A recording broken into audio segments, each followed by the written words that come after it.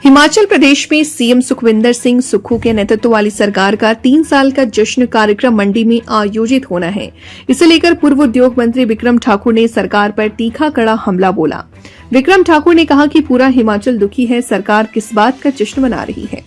सरकार हर मोर्चे पर फेल हो रही है और मंडी में जश्न मनाने का फैसला आपदा प्रभावित लोगों के जख्मों पर नमक छिड़कने जैसा है।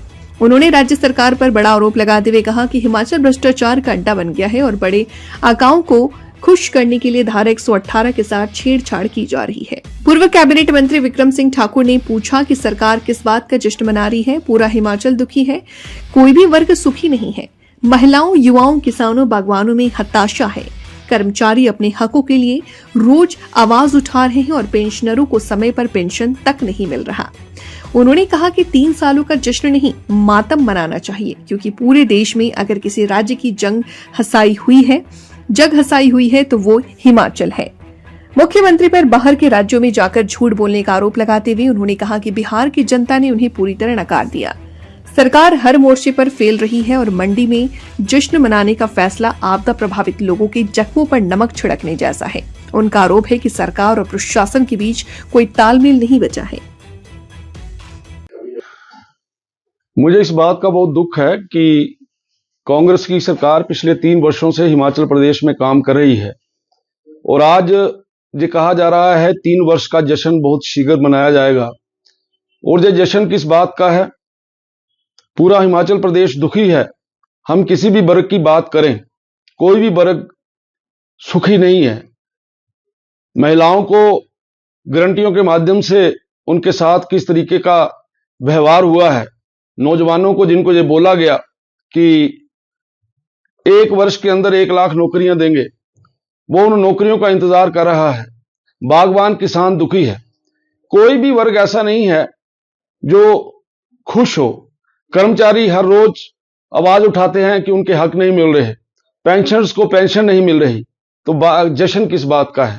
इन्हें तो 3 वर्षों का मातम मनाना चाहिए कि इनके 3 वर्षों के कार्यकाल के अंदर कोई भी वर्ग जो है वो सुखी नहीं है। आज हिमाचल प्रदेश, पूरे देश के अंदर कोई जग हंसाई की बात होती है तो हिमाचल प्रदेश का नाम लिया जाता है।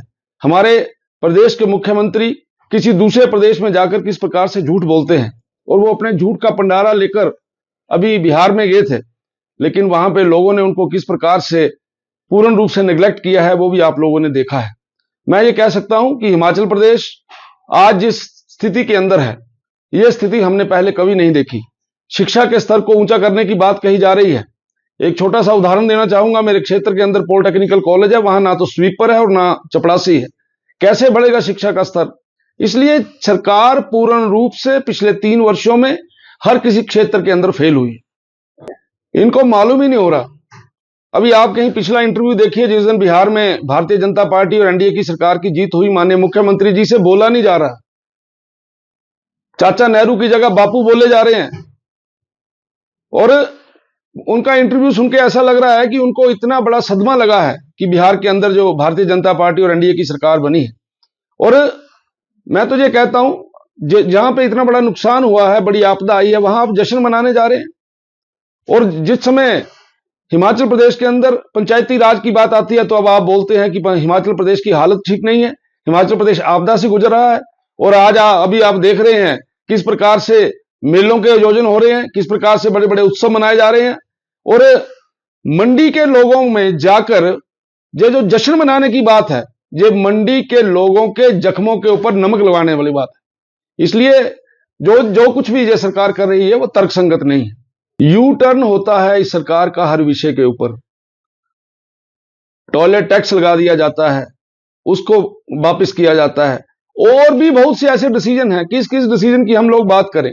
कोई भी जो फैसला है, कहीं ऐसा नहीं लगता कि सरकार का और ऑफिसर्स का आपस में समन्वय है। माननीय मुख्यमंत्री जी बोलते कुछ है और होता कुछ है। इसलिए सरकार और प्रशासन, इसमें किसी भी प्रकार का तालमेल नहीं है। सरकार पूर्ण रूप से फेल हो गई है। ये पूछना चाहता हूं कि क्या कारण है कि उनका आज तक प्रदेश के अंदर अध्यक्ष नहीं बना? क्या कारण है कि उनका संगठन बूथ स्तर के ऊपर पूर्ण रूप से फेल हो चुका है? जिस पार्टी को वो गुटों में बटी हुई पार्टी बोल रहे हैं, उस पार्टी का पूरे देश के अंदर किस प्रकार के नतीजे आ रहे हैं, इनको देखकर भी इनको ऐसी बातें बोलने से शर्म नहीं आती। भारतीय जनता पार्टी एकजुटता के साथ आगे बढ़ रही है। जिस प्रकार से बिहार में कांग्रेस का सुपड़ा साफ हुआ है, आने वाले दिनों में हिमाचल प्रदेश के अंदर भी कांग्रेस का सुपड़ा साफ होने वाला है। वही बात है जो 3 सालों के अंदर आपसी तालमेल का ना होना, मंत्री और मुख्यमंत्रियों की डायरेक्शन अलग होना, विधायकों के अंदर विश्वास की कमी का होना, और जो गुटों की बात जो हमारे बारे में बोलते हैं उस प्रकार के 5 नहीं, वहां 5 से कहीं ज्यादा गुट जो है वो देखने में कांग्रेस के नजर आते हैं। कांग्रेस इस समय हताशा में चल रही है। कांग्रेस की इस समय हालत बहुत खराब है।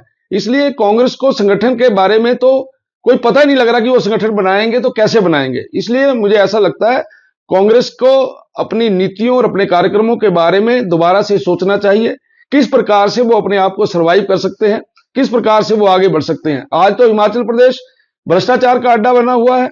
आज कांगड़ा कोऑपरेटिव बैंक की बात करें तो कांगड़ा कोऑपरेटिव बैंक के अंदर किस प्रकार से घोटाले हो रहे हैं। कांगड़ा कोऑपरेटिव बैंक किस प्रकार से इस चुनाव के दिनों के अंदर महिलाओं के खाते में, जो महिला मंडल है उनके खाते में पैसे डाल रहा है। हर जगह के ऊपर घोटाले हैं। आज कोई भी बात जो है वो ठीक नहीं हो रही। धारा 118 के साथ छेड़छाड़ होने जा रही है। अपने बड़े बड़े आकाओं को, नेताओं को खुश करने के लिए 118 को छेड़ा जा रहा है। इंडस्ट्री यहां से जा रही है। बिजली की दर आज इतनी हो गई है जितनी पूरे हिंदुस्तान के अंदर नहीं है। इसलिए हिमाचल प्रदेश के अंदर कोई भी वर्ग खुश नहीं है। और हमारे पास हिमाचल प्रदेश के अंदर अगर नौजवान को कोई दिशा नजर आती है तो उसको इंडस्ट्री नजर आती है, क्योंकि हम सरकारी नौकरियां देने में सक्षम नहीं है। लेकिन आज इंडस्ट्री की कमर तोड़ दी है सुक्खू जी ने। इंडस्ट्रियलिस्ट बहुत ज्यादा परेशान है। यहां से इंडस्ट्रियां बड़ी संख्या में जहां से चली गई हैं, जो इंडस्ट्री यहां है भी वो भी अब अपनी फुल कैपेसिटी के ऊपर काम नहीं कर रही, केवल थोड़ा काम यहां पे कर रही है और बाकी सारे का सारा काम उन्होंने दूसरी जगह पे शिफ्ट कर दिया।